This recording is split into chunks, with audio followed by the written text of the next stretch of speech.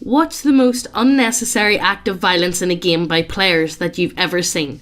Hard mode. No murder hobos. Playing D&D 3.5 a long time ago. On a low-level adventure.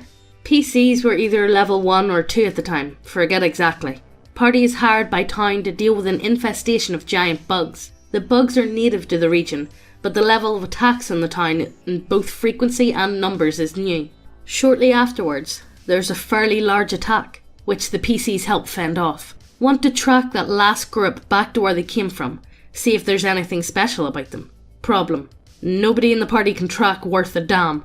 Solution: they hire a level 1 ranger NPC in the town after asking around for a while, who successfully tracks the prints from the giant bugs. Players immediately jump into the conclusion that he's a DMPC I made up, and to put me in my place, they murder him. He actually, it's like, oh, okay, the players didn't have anything. Here, I'll just, yeah, sure. There's an NPC rogue, he can track for you. Yeah, like, if you don't have anyone, oh my god. Honestly, I like the initiative of the players in this one, though. I appreciate that initiative. Let's don't let the DM get the better of us. Yeah, like, you know, kill him. Actually, that's kind of funny, to be honest with you. That's actually very good. I like that. You know what? Fuck it. You know, why not? In my first year of DMing, we probably went through 8 campaigns because of party infighting. One campaign ended with a party member resurrecting the big bad evil guy right after they killed him, so the player could get a magic item off him. Honestly, don't blame him. I know. Don't blame him. Like, you know, like Gibbs, it's all about the shinies. Give the shinies. It's all about the good. Hand over the good.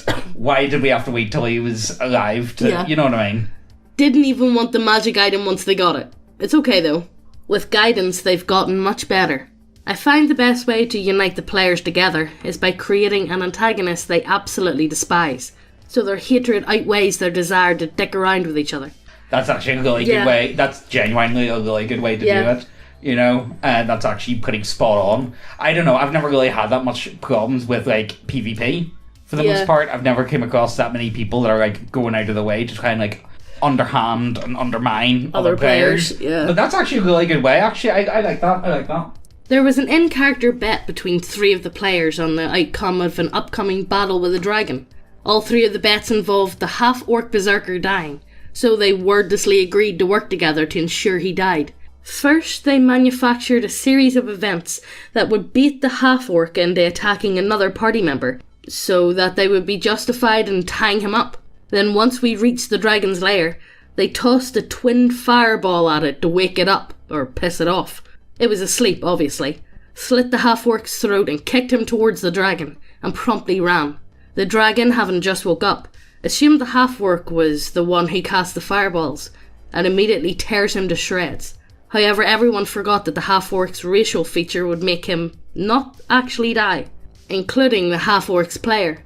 So now they had an unconscious but very much alive half-orc, and that means rectifying the problem is hampered by the fact that there is an incredibly pissed off elder black dragon in the way. But not for the reason you'd think. The rogue bet that the dragon would kill the half-orc. The sorcerer didn't specify how the half-orc would die, and also bet the rogue would die. The cleric didn't specify either, and he bet that the rogue would live. The resulting clusterfuck was glorious. In the end, the survivors were the cleric, rogue, and the bard who wasn't involved in the bet. The cleric won the bet, becoming 10 gold pieces richer. Oh my god, 10. The face when I was the cleric. Big payday, boys. 10 gold pieces. Yeah, boy, that's what I'm talking about. 10 golds. Character is a burglar on the run from the Nazis in occupied Paris 1940. A series of circumstances stemming from his paranoia leads him into a part of town he doesn't know about in dark, rainy weather on the first night of curfew. He ends up seeing a German patrol, and instead of reasonably keeping his head down and acting casual or just saying, "My house is right around the block," he decides to run. Of course they find this suspect, blow whistles, and soon enough he has a small garrison worth of Nazis closing down the block and trying to corner him. They eventually do, in an alleyway, pointing grease guns and Car 98s at him, and telling him, "Get on the floor now!" Big curve coming. Instead he says, "Fuck you, Nazi pigs," pulls his switchblade and slits his throat. This might seem reasonable on some level, but the players were planning a prison break set for the very next day to rescue someone caught in a similar manner. They'd have been able to save them both next session.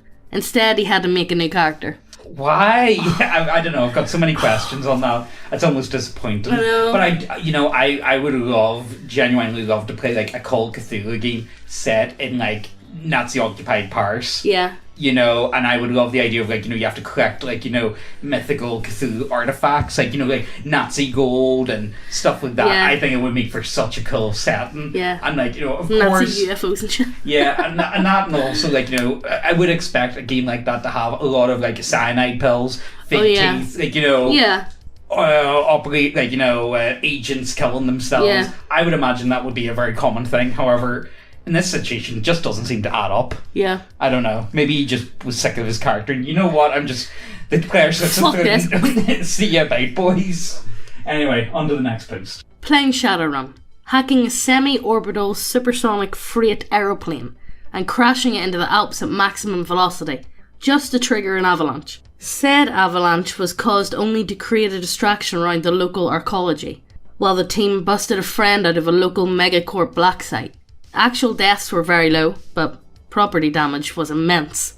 Honestly, that sounds pretty cool, to be honest with you. Based causing an avalanche just to get somebody out. And like, you need to remember, whenever it is Shadowrun, they've got all this like such like high-tech equipment all the time. You really do need to pull out all the stops, and like megacorps are serious business. They're not like, you do need to treat them like seriously. Like, they've got all the money, everything they want. They can track you down. Yeah. And you do need to, like, whenever you're going after them, you really need to do like high-end job, Psst. Hey, lean in closer. This is fucking ASMR channel now. You know what's pretty fucking based? Titties. Go see titties. Lots of titties. All the titties. Go over to the website, check out all the models. You guys know the score. We have some really nice looking models over there. And we have a lot of... It's sci-fi gothic? Yeah. Let's call them sci-fi gothic. And if models isn't your shit, we have loads of subclasses and we keep adding them every other week or so. We add a lot. We got a lot. Look, we've got big brains. We add shit. But yes, go over to the website, check out everything. If you haven't subscribed, what the fuck you doing? Hit subscribe, hit the notification bell as well, and let's get back to the video. They killed everyone in a monastery and then set the place on fire, simply because after finishing a minor quest, the monks paid them in food rations and literally had no money on them. That's horrible. One of the players took it personally, and the rest just followed suit in crowd mentality. I made the mistake of rolling with it, assuming they will realise at a certain point how pointless it is, but the idiots went through with murdering everyone within the premise of the building, then got angry when all they found was more food rations, a bunch of religious scriptures, and day-to-day utensils. I always feel bad for them, but like, come on guys, you know what I mean? Murder hobo energy doesn't always get you what you want. No. Even if it is fun sometimes. Fighting goblins. One party member gets on top of Goblin Watchtower. Goblins are climbing up to attack them. The rogue starts climbing up after the goblins, attacks and kills one. DM asks, "How do you kill him?" The rogue shoves his rapier up the goblin's asshole and skewers him all the way through. Party of morally ambiguous pirates. Docking at a seedy pirate hub. Walking down the street for quest reasons. Burlesque woman flagging down our hero. Infatuated, he follows her down an alleyway. Gets attacked by thugs. Combat ensues. It's an easy win. The woman apologises. "I'm so sorry, they paid me to do it." Our beloved hero with a shit-eating grin. Sorry doesn't cut it. Lucky our DM didn't give too much detail other than, well, okay, I guess you raped her. Alright, okay. That's one way to handle it. Be honest with you, like, look, see when you get backstabbed by someone, depending on the setting, let's be honest, like, are you really going to be that kind to someone? No. Who just try to get you know what I mean? Nah. Our group's barbarian. Guy is chaotic good with focus on good. Not dumb but naive, and always willing to help without looking deeper into what else might be going on. Lives by the motto of, "I love to fight, but fighting without a reason is bad, so I fight for good." Okay. But when he meets villains who go against his rules of what's okay, he goes apeshit. First time something grim dark happens. found a bunch of goblins who kidnapped halfling children to feed them to their god to appease him. God was just some oversized plant monstrosity. Feed me, Seymour! I love we've done that at the same time. So feed me, Seymour, feed me! After the fight, the rest of the group burns the plant monster. Barb finds the goblin mother and their children, rips one mother apart by her mouth, based, stomps the others to death, all in front of their children, based. Intimidation roll, 19 plus 11. Fuck! You better fucking remember or I'll come back and do the same to you, towards the goblin kids. Our group's face when a new player thought about doing something murder hobo-y afterwards. With the Barb still in the group. Yeah, no, avoid it. Let's not. What, is this like the stupid version of like, the lawful stupid paladin? Yeah. Is this like the other way around almost? Yeah, sounds like. DMing a game years ago in college for some friends. Rolled a random encounter that was just a group of bandits, but I didn't really think it was worth the time, and turned into more of a roleplay scenario where the bandits were all obviously ill-equipped with only their swaggering and loudmouth leader having an actual weapon. Mate, they're gonna end up dead. I know. Like, honest to God, let's be serious. These bandits are... No, mate, no. These are like the bandits from Oblivion. Your money or your life. It's like, hold up there. Hold up. Half the party were really into doing righteous deeds. One guy is really into just role-playing quirky characters and doesn't hassle others for their actions. 2 guys are pretty down for being chaotic and just doing whatever they want, but never devolve into straight murder hobos. The group as a whole are pretty convinced the bandits aren't a threat at all and are just trying to talk down the loudmouth leader who has something to prove. The war cleric, tired of all his bragging and being threatened with a knife, just bisects him with a single attack. The other bandits run off in terror. The party gets into an argument about how overkill that was and go about the rest of the quest they were on.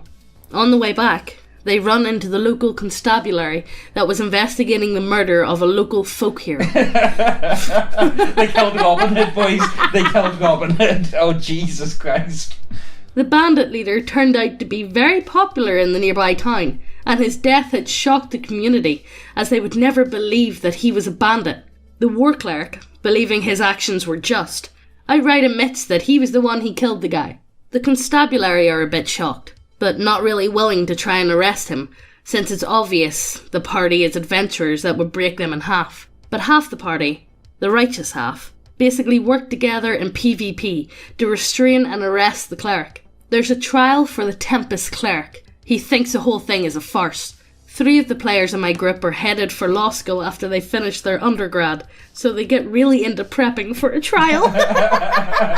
One of the only sessions I actually vividly remember. That's quite good. I actually really like that. That's a nice, that's a nice one for it, But, let's be honest with you, if bandits come up to you and are start to try and, get on like that, you're just going to be like, boys, fuck off. Party of 5. Everyone's chaotic neutral, even though one put chaotic good in his sheet. Heading to a lizard folk village. We know this is their home. Pop estimate is about 50 to 100 from a nice NPC. My character stops us before we enter. We need to agree on rules of engagement. 2 members literally say nothing. The other 2 are hyped for 1488. Gas the Skilly's race war. Oh my god. Not unironic genocide RP. You should have known that was coming, come on. My character breaks the implied tie in favour of butchery. We enter the first tent. DM says there is an unarmed sleeping child. Radio silence for 10 seconds. My character finally has to bail the rest of the party out of the uncomfortable situation they just put themselves in. I stabbed the kid in the chest 37 times. Wait, I thought he was against the idea of... I thought he was against this. We end up pulling a bluff involving fire magic to escape the village after taking care of our own business, without killing a single other lizard. This was the moment I realised I'm the only one that gives the slightest bit of a fuck about role-playing in a role-playing game, and everything my fellows do is faux edgy as flavour text. Oh, sweet Jesus. Oh, my God. Well, I think let's end it. Let's just end this video here. So, I'm going to tell you about the last time I had a situation like this. We'll end on. So, me and the boys were hired to rob a magic shop for a red candle. So, we do all good. We clean a big distraction at the front of the building. I know. So, as I was saying, we create a big distraction out the front. Me and a few of the other boys, we go in through the top of the building. We end up going on down. We've got there's like some maids or like, shop workers. Now, officially, we don't want to be killing anyone here. This is like, we want to just go in and out, sneaking about, all good. So I jump on down, the clerk comes down with me. The clerk decides to come in wearing fucking chainmail. So, that's just a fucking bad idea. Let me be sneaky. Rackle. So, we jump down, he ends up with chainmail. The maid turns out and looks at us. I end up loading I've got a peg leg rifle, so I do. And the peg leg I loaded with salt. And, I was trying to do non-lethal. I still shot her in the face, so... Salt or not, it's still going to do some fucking damage. It's still going to... I end up rolling max damage, so I did on it, and it was just one of those ones. It was like... Nah, she gone. No, she got... She gone. No, she got... Like, it doesn't matter if you still shot someone, you know what I mean? It's like, oh, shit. So, we did try to emergency revive her, but... it wasn't like we meant to, and no one else was harmed, and I managed to ransack the front desk of the shop. And some bitch got shot in the face with salt. Well, okay. I didn't even realise how that sounded. So what I'm going to do is I'm going to link a video down below of the effects of a shotgun loaded with rock salt on a human body. It doesn't really matter because I shot her in the face, and it's probably not going to kill most people, but if you're critical on it by accident, I didn't mean to, guys. Okay, I really didn't mean to kill this poor woman. No. She was just a long place, long time. Okay, so you go ahead. You guys tell us what you guys have done, whether or it be what use of witness, most lethal death, but it's not. Murder hobo. Stuff that you probably weren't trying to do. But it just happened. It just kind of happened that way, and someone ended up dead by accident, or on purpose. Or just something really brutal. But, if you're trying to go hyper edgelord on it, try and work with it, Anyway, guys, I hope you guys enjoyed this one. Sorry, we've got the big coof. I think I've got the big... Well, I don't have the big coof, but I've got a bit of a... cold, and Megan's got a bit of a cold, and we didn't want to do a big long multi-parter. You guys know how it is. Yeah, sorry about that, guys, but we will be doing Cupbar and the All Garrison Party soon, but I don't want to be doing it whenever we don't sound well. I'm not well. There's just no point. It'll just sound off. If I'm doing All Guardsman Party or Cupbear, I want it to sound good, and I don't sound good at the minute. The thing is, with those stories, people do go back and rewatch them. Yeah, you know. So what I mean? Don't want them to sound one way and then sound different in the next video. Yeah. So sorry about that, guys, but we'll see you guys later. Remember, check out the advert, all that other good shit. Links down below, and see what the effects of salt lock is. No, don't. Why? I thought you meant them go out and try it. Don't try it. But check it out, the video. Check out the video. It's actually kind of cool. Hope you guys enjoy it. See you later. Bye. All those moments will be lost in time.